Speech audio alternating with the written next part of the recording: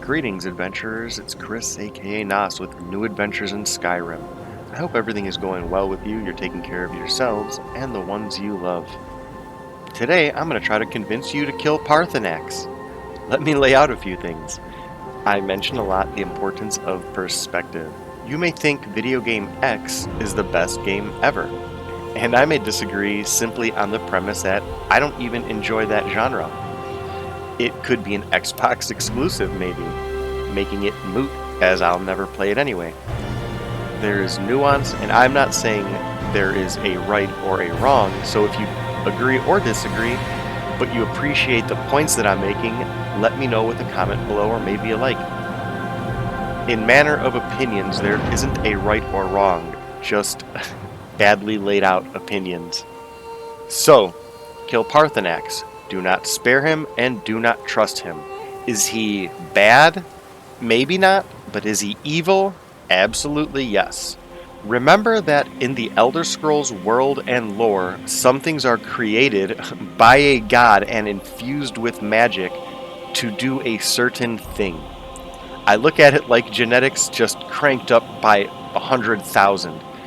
The point is that as an animal meant to pull things or bark will not only do so, but generally thrive when doing so, the same is true of a dragon. Not only will it do what it's meant to do, it'll flourish when it does. A bird will fly, ants will consume things, plants will grow towards the sun, dragons will dominate. What happens when, in nature, you see something going against its own nature? Generally, they fail to thrive and tend to suffer greatly, if not perish. A bird who cannot fly can't be at ease, it can't reach its nests, or negotiate obstacles to keep away from predators. It may not be able to get its food source. An ant unable to consume will not defend itself, eat, be able to find its own place to nest, and support another generation, or the queen. A plant with no light, blah blah, I hope you get it.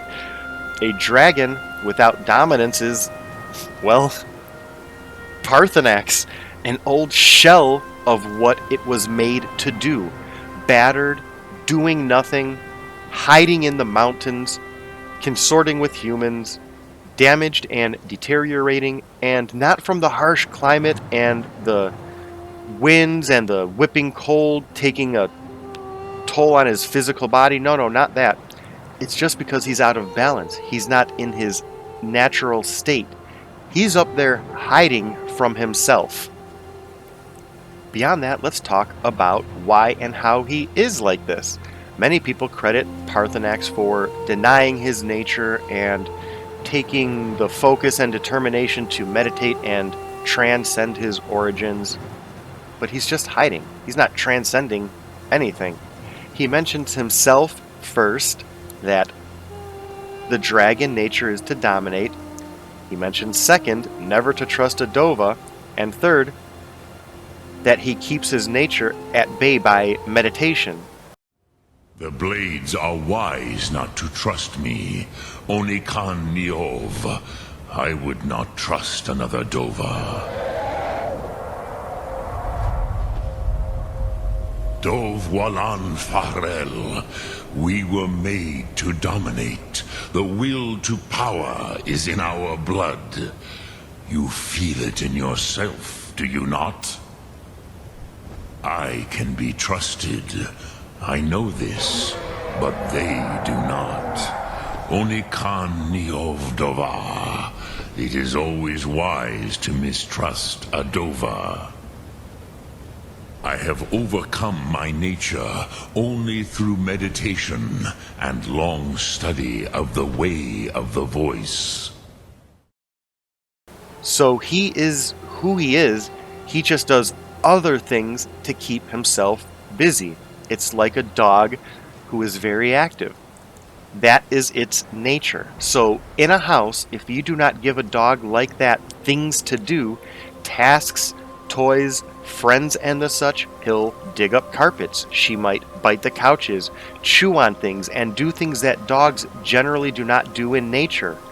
But a dog is not naturally supposed to be in your house alone with no access to things that it gets and needs and thrives within nature. That is Paarthurnax. Again, listen to the things he says directly. At one point he mentions the Greybeards call him old and wise, but what is his response? Something like, I am indeed old. Who are you? What brings you to my Strunmach, my mountain?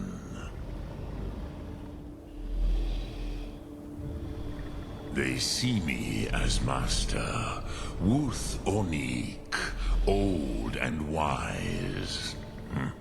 It is true I am old. Tell me, why do you come here, Volan?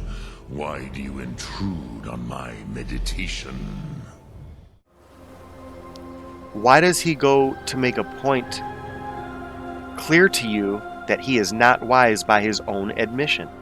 And additionally, as I think on it, his intentions, at least from my perspective, were not even born of any kind of true nature or decision on his part. In that, depending on the source and story you believe, or if you kind of maybe believe both, Paarthurnax made the decision because either Kine or Kynareth came down and basically told him what to do, and he did it, or because the way he viewed Alduin was that he was turning away from his original course originally, which was destroying the world, and in doing so, he didn't feel that Alduin was holding up to his born purpose, his destiny, basically. So again, he was not there because of a conscious decision he made, because of his care for mortals or his desire to help, or even that he acknowledged that they were doing anything wrong to the mortals. He just decided that what Alduin was doing wasn't correct. Or he took the word of a god that said to basically turn your back on him, which again is not really a decision so much as doing what you're told. So to me, when I look at that, it's not like he looked at what he was doing to a human and was like, wow, this is wrong. He just had someone else or some circumstance stop him from doing so. That to me is not any kind of action worth praise or anything. It's following another order, or just showing more of your draconic nature, which is to be dominated, if not dominating. Now, the ultimate reason not to spare him with all of that context is what happens when, eventually, he doesn't get to meditate. What if the Dragonborn had not appeared or attacked him? What if Paarthurnax had to fight a series of battles against Alduin or anyone else? He hides in the mountains from the blades and mortals right now, scared he would get killed. What happens the second or third day of not meditating while he's wounded perhaps, hurting, hungry, angry, and then it's a week later, moving slowly but still moving away from that last meditation? Couple that with perhaps Alduin having come back. Things could be different. Notice the way when you meet and interact with Paarthurnax, he demands that adherence to dragon code and formalities.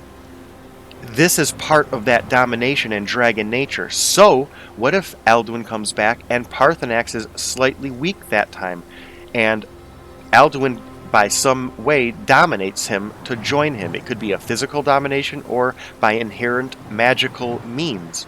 Or perhaps some Daedric influence offers him some powerful boon to let his true nature out. A Daedra, some of the princes anyway, would be just the entities to find his addiction to meditation and find a way to exploit and abuse that and bring out his true nature. How many days of pretending to try to live like a Jor, mortal, are going to end up being all for naught when his true nature comes out? No day goes by where I am not tempted to return to my inborn nature. Zimkrifhorut se Sulyech. If you really want to help Paarthurnax, end him. Let him die in the image he wanted, draped in the legacy he built around himself, and protect the people of Skyrim, Tamriel, and Nirn. Kill Paarthurnax. Cheers.